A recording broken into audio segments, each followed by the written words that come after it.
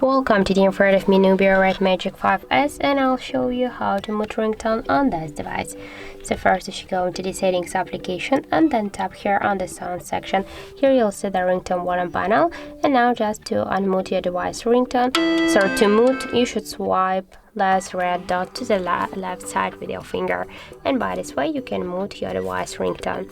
Also we can do this by the second way, by use the up or down volume button, that doesn't matter, and after that just click here to these three dots and you'll see here the left volume panel. That's the ringtone volume panel, so you can just swipe it down with your finger, this white dot, and by this way you will mute your device ringtone also. So that's it, thank you for watching, and if you find this video helpful, don't forget to leave a like, comment and to subscribe our channel.